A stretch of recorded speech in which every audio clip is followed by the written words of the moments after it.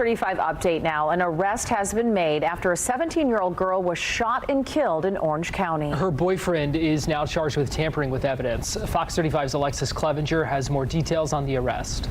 You don't throw away the one piece of evidence that could prove your innocence, unless there's something you're afraid investigators might find. That's the question detectives are trying to answer after 17-year-old Skyler Bradford was found with a fatal gunshot wound inside her boyfriend's apartment in Orlando, Florida. Just days before her death, Skyler had graduated from high school and was preparing to start college. According to her family, she was excited about the future and looking forward to the next chapter of her life. Then, in a matter of minutes, everything changed. Her boyfriend told investigators they argued after she discovered disturbing videos on his phone. He claimed they struggled over a gun before Skyler shot herself. But then investigators uncovered something they couldn't ignore. The gun was gone. According to detectives, the boyfriend admitted he removed the firearm before deputies arrived. When investigators searched for it, they couldn't find it. Now detectives are left with a scene that raises more questions than answers. Signs of a struggle, screams reportedly heard by neighbors, multiple bullet holes inside the apartment, a missing firearm, and a family that refuses to believe Skyler took her own life.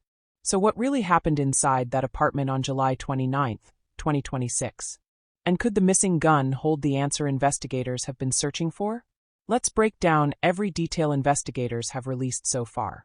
Before we begin, if you enjoy true crime stories that separate facts from speculation, make sure you like this video, subscribe to Case Watch, and click the bell icon so you never miss an upload. Now, this case takes us to Orange County, Florida, just outside the city of Orlando. It's a place that millions of people associate with vacations and theme parks, but away from the tourist attractions are ordinary neighborhoods where families live everyday lives.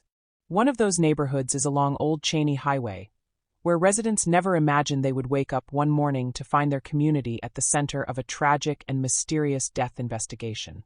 On July 29, 2026, deputies with the Orange County Sheriff's Office were called to an apartment complex after reports of a shooting. By the time they arrived, a young woman's life was hanging in the balance. That young woman was 17-year-old Skyler Bradford.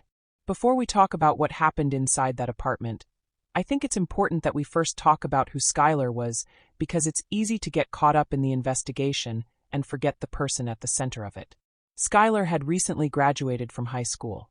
According to her family, she was preparing to begin college in just a few weeks. Like many teenagers, she had plans for the future. She was entering a new chapter of life that should have been filled with excitement, new opportunities, and new experiences. Instead, those plans were suddenly taken away. Her mother, Rodnesha Speed, has since spoken publicly about losing her daughter. She described Skyler as not only her child but also her best friend. During interviews, she said she simply could not believe her daughter was gone and has repeatedly said she does not believe Skyler took her own life. Those statements have become one of the emotional driving forces behind this case. Skyler's family says they want answers. They want accountability. And above all, they want the truth. At the time of her death, Skyler was dating 19-year-old Jehovah Mitchell. According to investigators, Mitchell was the only other person inside the apartment when the shooting occurred, making him one of the first people detectives needed to interview. As the investigation continued, detectives also interviewed people who knew the couple. According to the arrest affidavit, several family members and friends described the relationship as troubled. Some alleged Mitchell could be controlling or possessive. Others told detectives they knew him to carry firearms.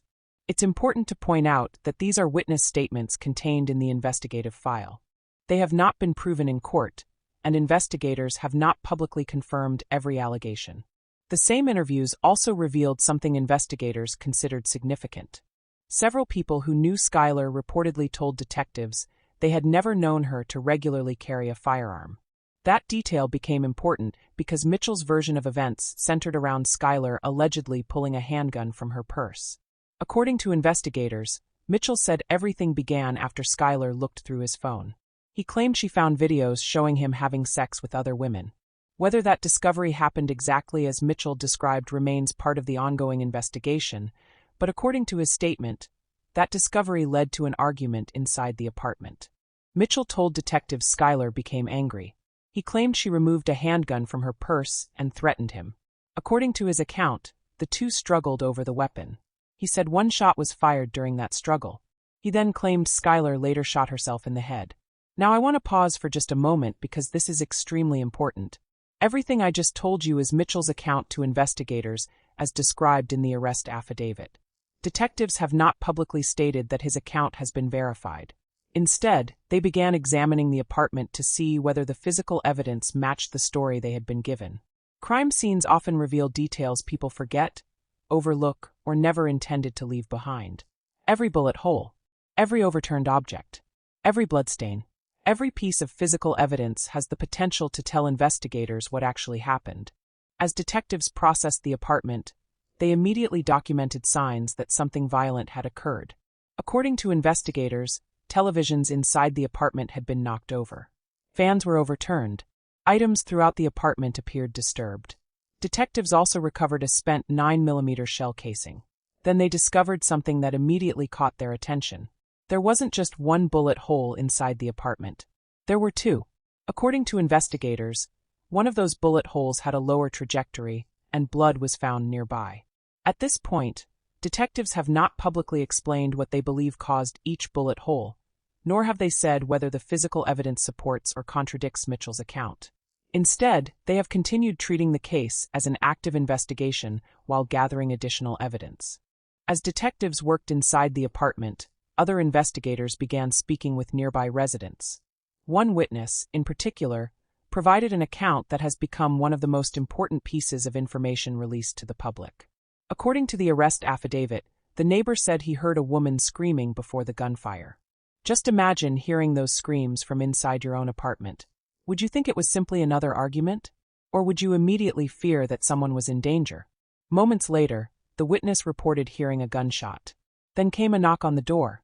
According to investigators, Mitchell told the neighbor that Skyler had shot herself. The neighbor immediately rushed over to help. Investigators say the witness watched as Mitchell dragged Skyler downstairs before emergency responders arrived. The neighbor then began performing CPR in an effort to save her life while waiting for deputies and paramedics. But during those desperate moments, investigators say something else happened that would eventually become one of the biggest mysteries in this entire case. According to the witness, Mitchell briefly ran behind the apartment building before returning. At the time, no one knew why he had left. But detectives would later come to believe those few moments were extremely important. Because when they searched for the firearm that allegedly fired the fatal shot, it was gone.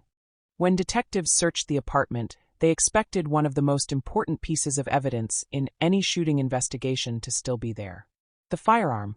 Instead, investigators say they couldn't find it. Think about that for a second.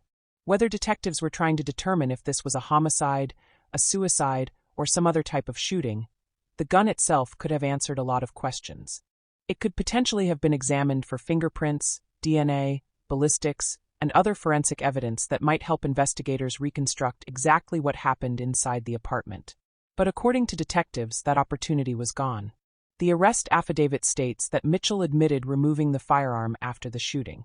According to investigators, he told detectives he wasn't thinking clearly and threw the gun behind the apartment building. Detectives searched the area.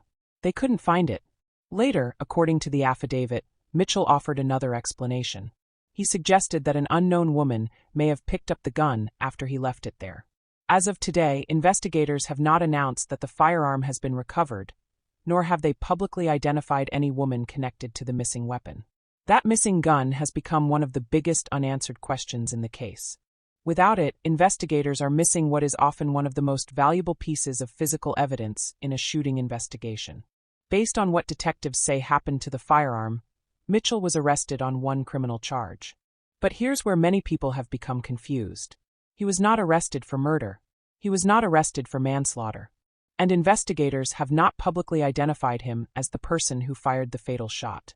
Instead, he was charged with tampering with or fabricating physical evidence. According to investigators, that charge is based on the allegation that he intentionally removed and disposed of the firearm after Skyler was shot, potentially interfering with the investigation. That charge should not be interpreted as proof of what happened during the shooting itself. As of today, detectives have not publicly concluded whether Skyler's death was a homicide, a suicide, or another manner of death. They also have not publicly stated whether the physical evidence supports or contradicts Mitchell's account. The investigation remains active. As detectives continued interviewing people who knew the couple, more information began to emerge. Family members and friends told investigators they were deeply concerned about the relationship. According to the arrest affidavit, several witnesses described Mitchell as controlling or possessive, while others said they knew him to carry firearms. Again, these are witness statements gathered during the investigation. They have not been proven in court, and investigators have not publicly confirmed every allegation. The same witnesses also reportedly told detectives they had never known Skyler to regularly carry a gun. That detail has become part of the broader investigation because it differs from Mitchell's statement that Skyler allegedly pulled a handgun from her purse during the argument.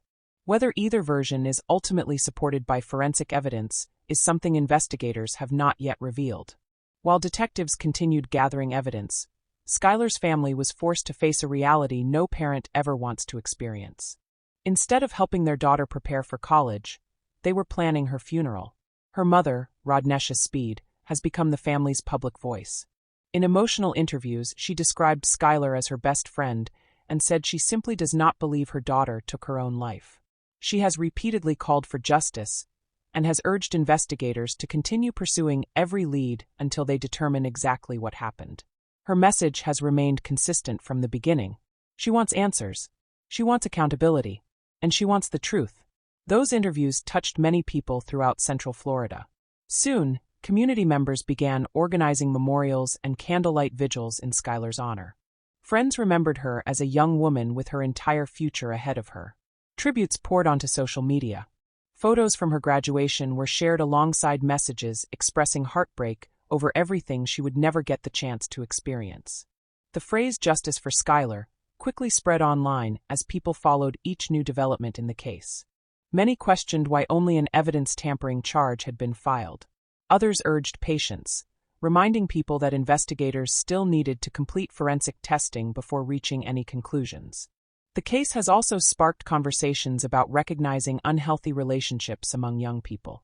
Because of statements made by family members and friends, some advocates have used Skyler's death to encourage discussions about domestic violence awareness and the importance of seeking help when a relationship becomes controlling or abusive. Those conversations are broader community responses. They should not be taken as conclusions about what happened in Skyler's case, which remains under investigation. Today, there are still several major questions investigators have not answered. Who fired the fatal shot? Can Mitchell's account be verified through forensic evidence? What caused the 2 bullet holes detectives documented inside the apartment? Where is the missing firearm? Will it ever be recovered? Could recovering the weapon provide the evidence investigators need to determine exactly what happened? Will additional charges eventually be filed? Or will the forensic evidence support the account detectives were initially given? Right now, no one outside the investigation knows those answers. And that's why it's so important to separate facts from speculation. What we do know is this. A 17-year-old girl who had just graduated from high school lost her life. A family lost a daughter they describe as their best friend. A community lost a young woman they believed had a bright future ahead of her. And detectives are still working to determine exactly what happened inside that apartment on July 29, 2026. Cases like this remind us that the truth isn't always immediately clear. Sometimes investigators need weeks or even months to analyze forensic evidence, complete interviews, and carefully reconstruct the final moments of a person's life before they can confidently explain what happened. Until then, every statement, every witness interview, every piece of physical evidence, and every forensic result matters.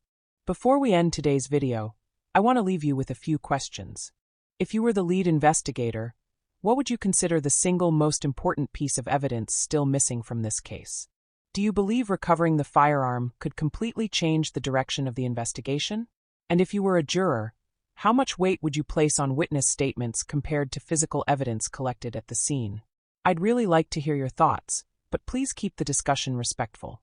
This is an active investigation, and everyone involved deserves fairness while investigators continue searching for the truth. If you found this case breakdown informative, don't forget to like this video, subscribe to Case Watch, and click the bell icon so you never miss another true crime investigation.